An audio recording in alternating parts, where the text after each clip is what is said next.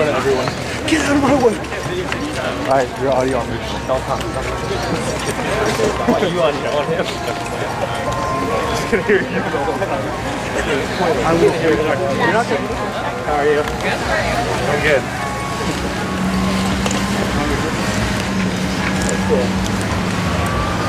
Woke me up too. You're gonna have to talk loud. I'm gonna do my best.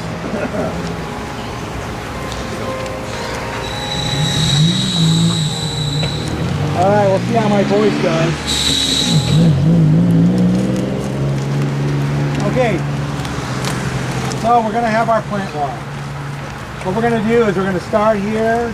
We're gonna go across the lawn. We're gonna go over there. We're gonna meander north. We're gonna end up over at Southwest Dorms, okay?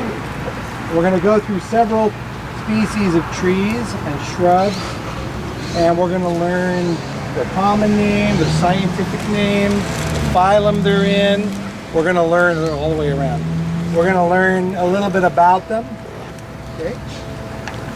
And I'll ask you some questions about them. First of all, we're gonna start with this tree here. Okay. Every species has a common name and a scientific name. The common name is the Italian stone pine. The Italian stone pine. Guess where it's from? Italy. It's a Mediterranean species. Then the scientific name. There's a genus name and a specific epithet for each species name, right? The genus is Pinus. P-I-N-U-S. P-I-N-U-S. Pinus is the genus. Pinus is the genus of pines. There are several hundred species of pines in the world. The epithet is Pinea. P-I-N-E-A. So we would say the scientific name Pinus pinea. Common name Italian stone pine. Okay. What about the phylum? What phylum do you think it's in? Coniferophyta or Coniferophyta, conifer. And the needles here are the leaves. Needles are skinny leaves. And here you see a cluster of two leaves, right?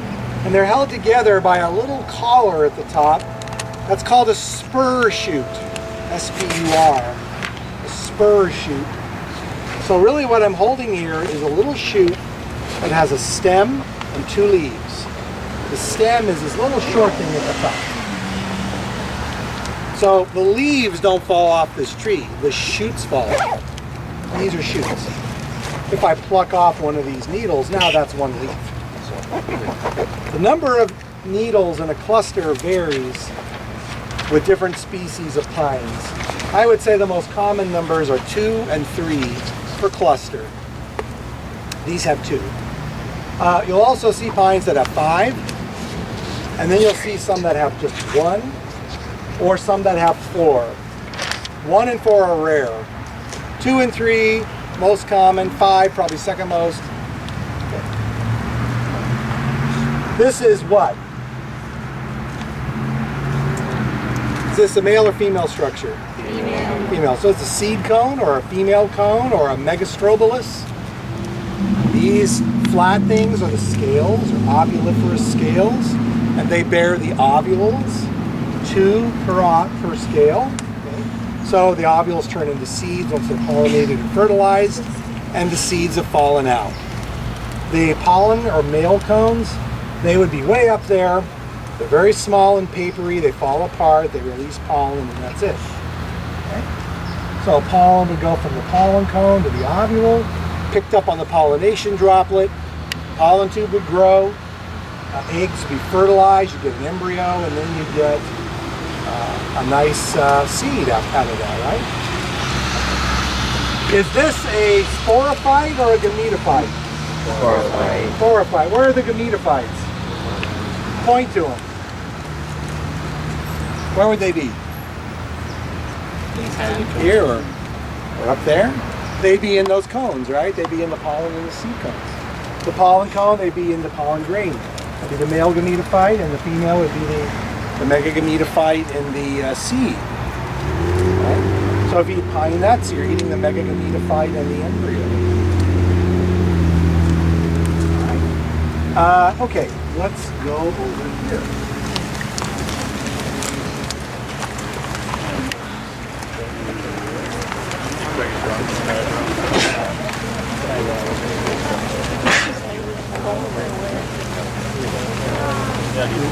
That's a good idea. We'll do all meat later.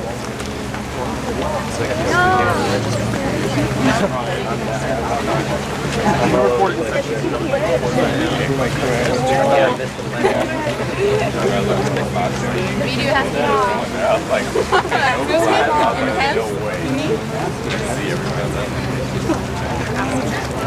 to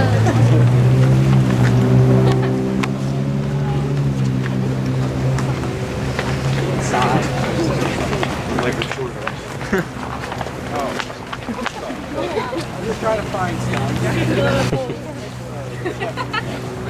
Don't worry, I'll be right back. Okay.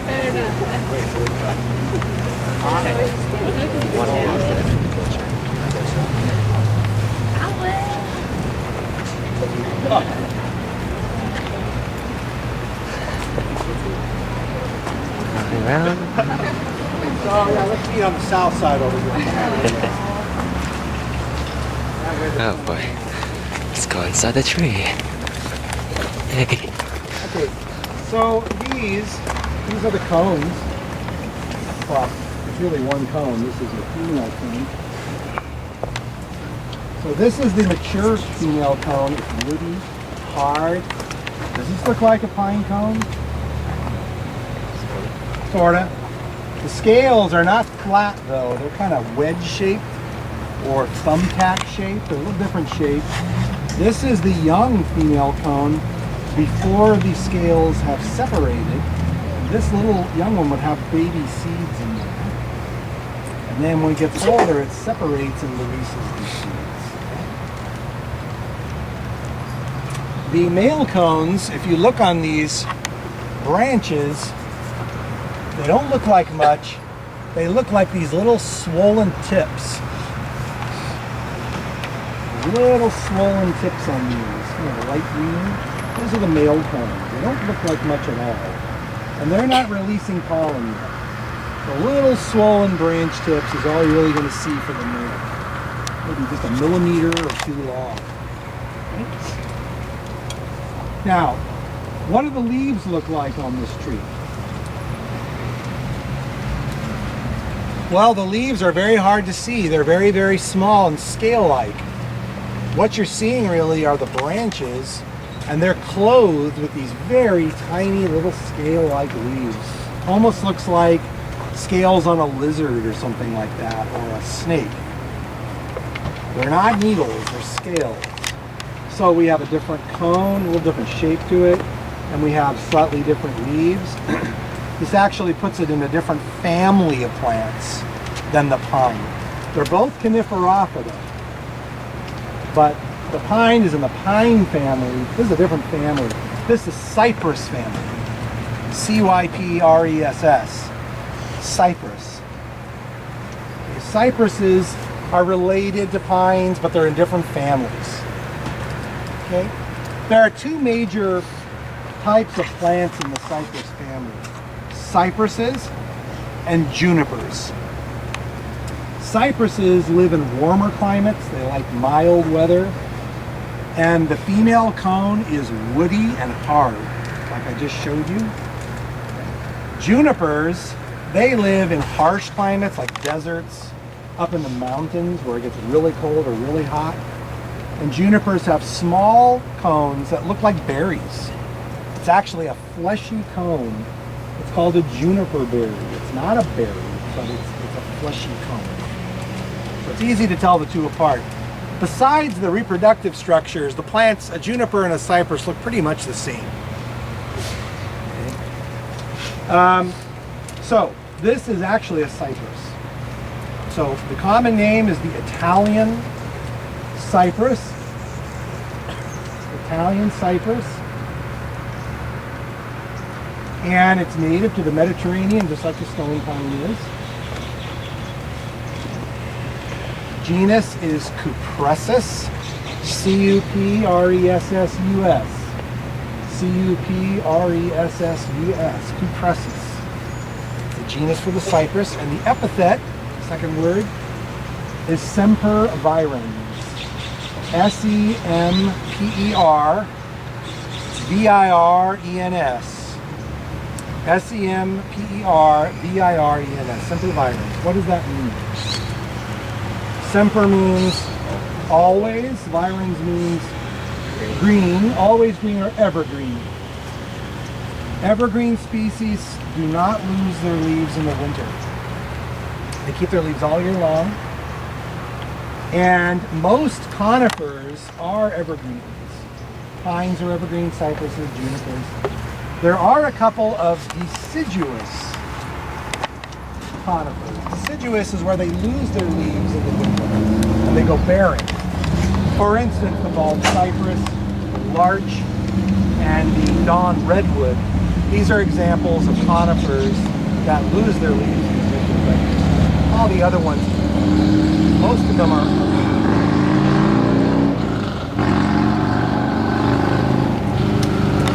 We have several native cypresses in California. They tend to be rare and endangered. By the way, if anybody's from Orange County has one of the rarest cypresses in the country, the Tecate cypress. There's only about 2 populations left. So they tend to be rare and endangered plants.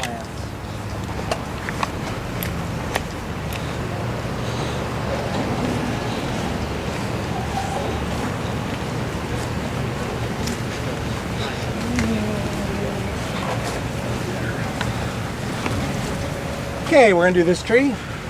Here is the cone. Does that look more like a pine cone or a cypress cone?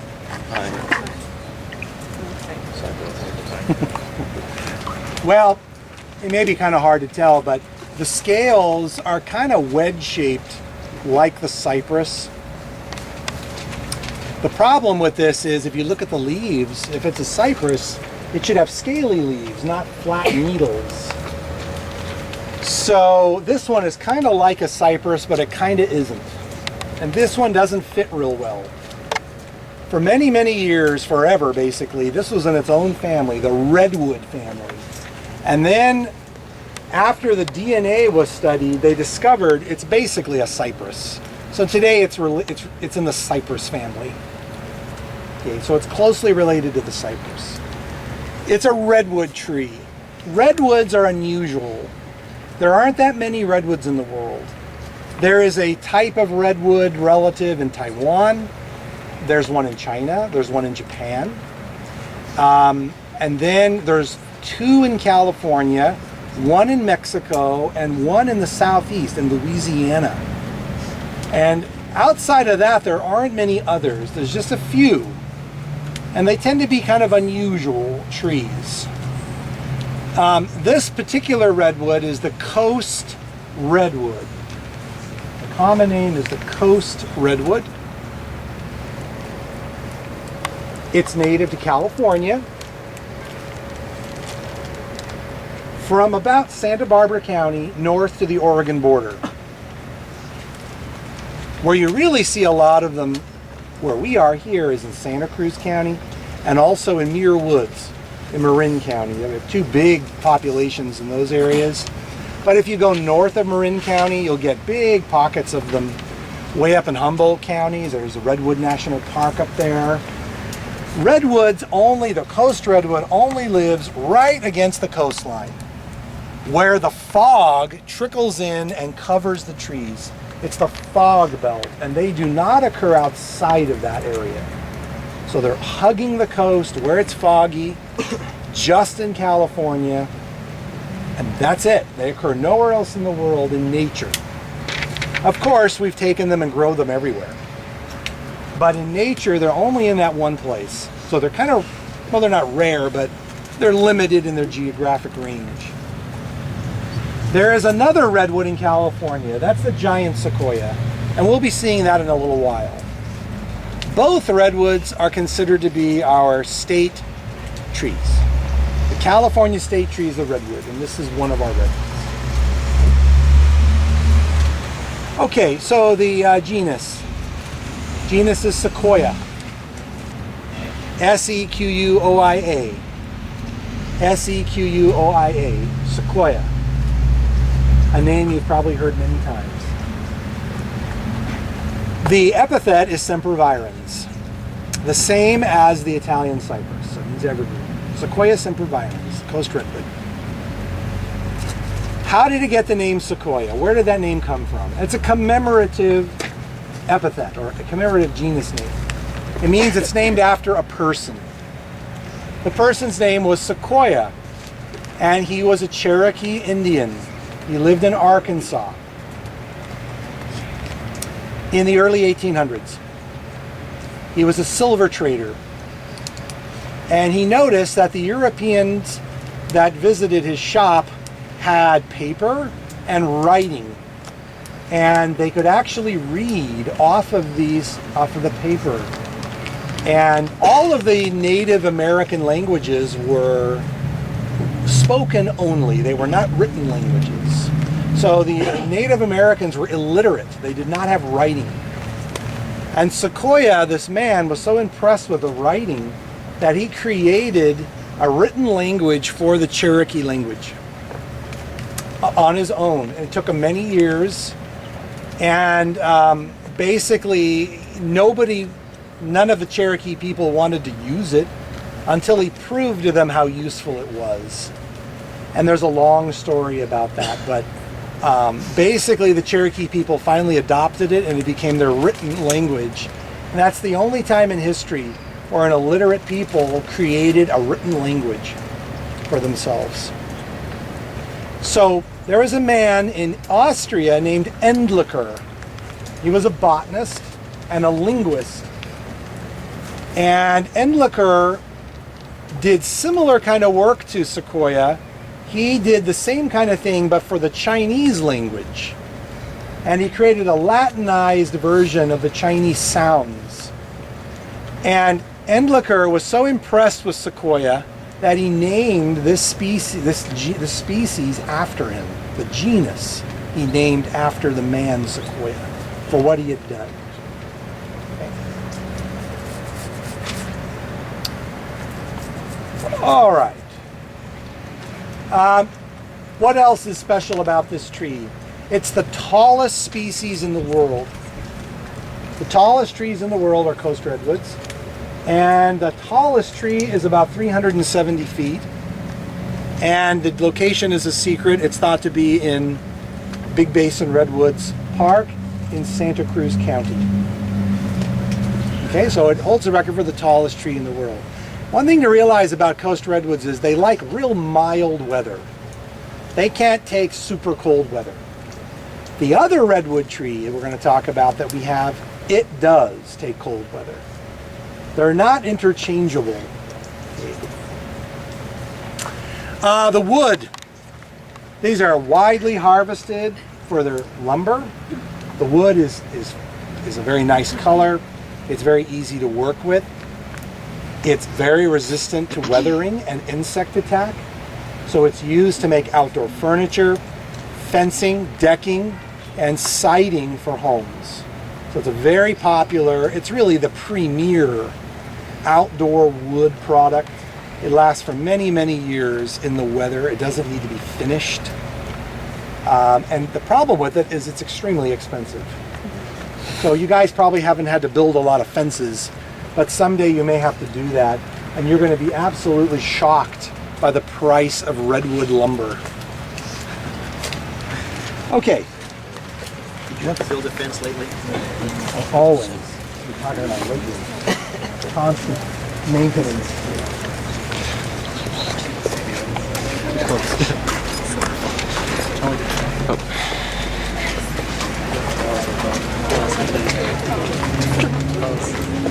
Stuff down.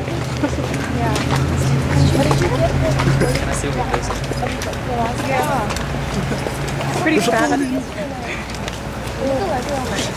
Well, It's just so funny though if you're walking around and just like doing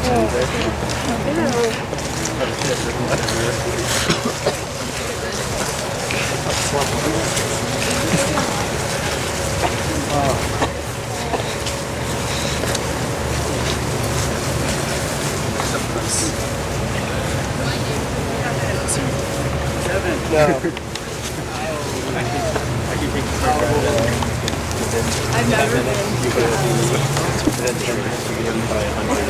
I love it. I don't know.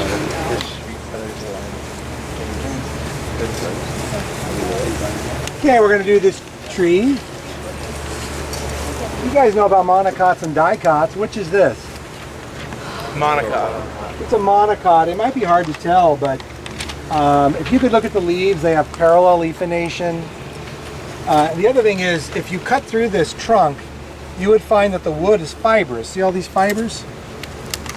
And a eudicot tree would have nice, hard, solid wood, like oak or maple or something like that. Whereas this would be all fibers. There aren't a lot of monocot trees. This is a palm tree. That's probably not a revelation to you. Palms are in their own family. They're flowering plants. They're monocots. And they're tropical. The palm family is a tropical family. Normally they don't take cold weather. But a few species do get up north of the tropics. And technically we're in the subtropical zone. We're really at the edge of it though. And there aren't that many palms that can handle it here because of the weather. This is a native California palm tree. And it's our only one. It's the only native palm tree in the western United States actually. And it only occurs in a few places in California. Southern California, in the desert. Okay?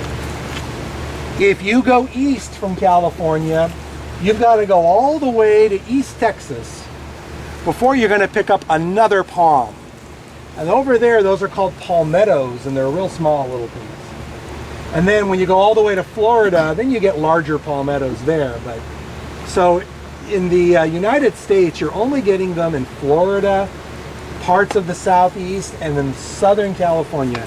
All southern areas that are warmer, because palms just can't handle cold. So this is called the California fan palm, F-A-N, California fan palm, and that's for the shape of the leaves way up there, which are shaped like fans.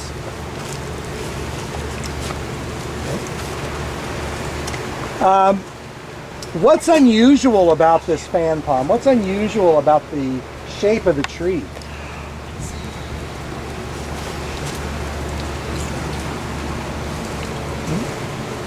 Compared to other trees?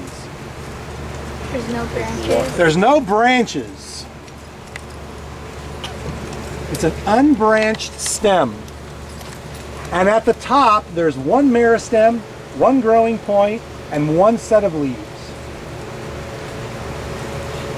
So if I got a chainsaw and I was on a big crane and got up there and chopped the top off, that's it. It's got one meristem up there, and that's it. If I cut it off, no more meristem, no more growth. They kill the tree. So it grows from the tip. Now these lines, these radial bands going around, those are leaf scars. The leaves were down here when the plant was younger. Okay, the leaves were way down here. And as it grew, it made more and more leaves. And these old ones had died and fallen off and left these scars. You can see the oldest ones at the base are dead and hanging down. See that? In nature, those dead leaves would be going all the way down to the ground, look like a big skirt covering the tree. But people don't like the look of that. It also breeds rats in there. So what people do is they scrape or pull off those old leaves and make this naked trunk like this.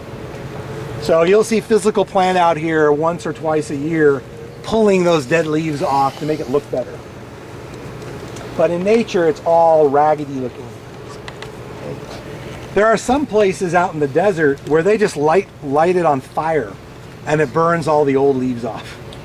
Then you get a black trunk. Okay, so I need to give you the scientific name.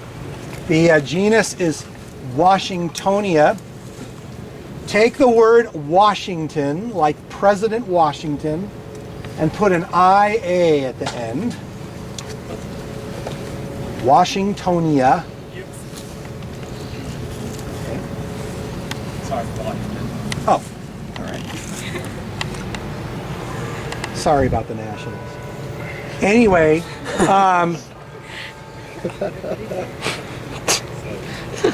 it's October, you know. Anyway, and then the epithet is filifera.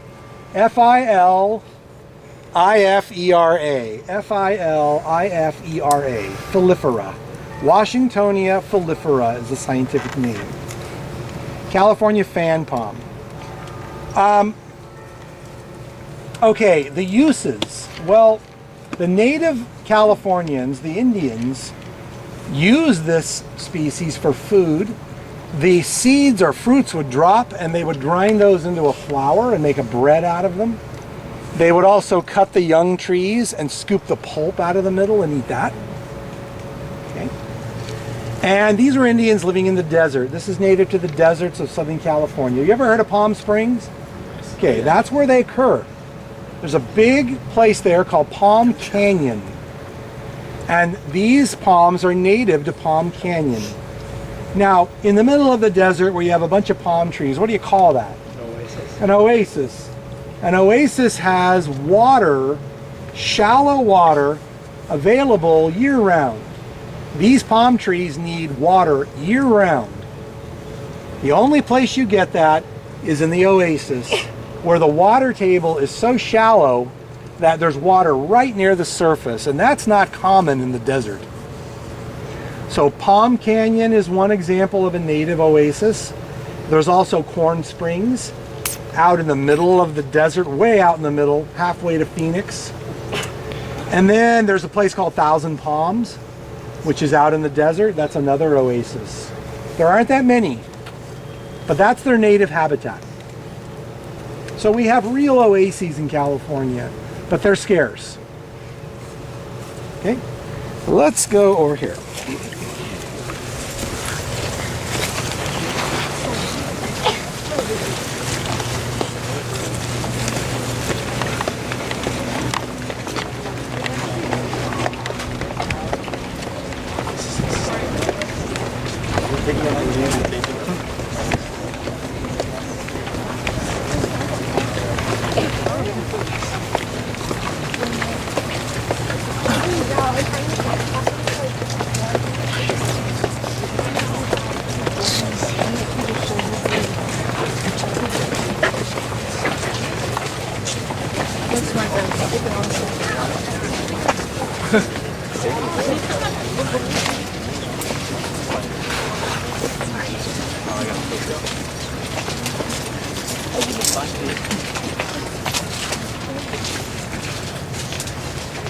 All right, this walkway here is called Baxter Walkway. There's a brick, sorry, yellow brick road, but it's not yellow.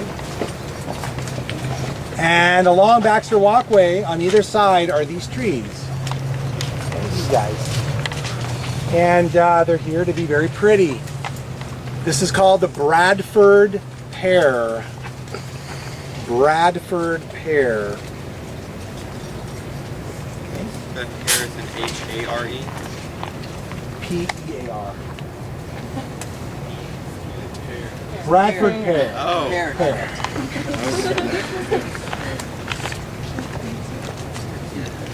Okay, so here's the idea. In the springtime, the trees are barren because these leaves fall off.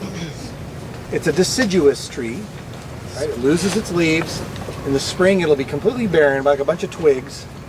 And then it'll have these big bloated flower buds on it, which are ready to burst.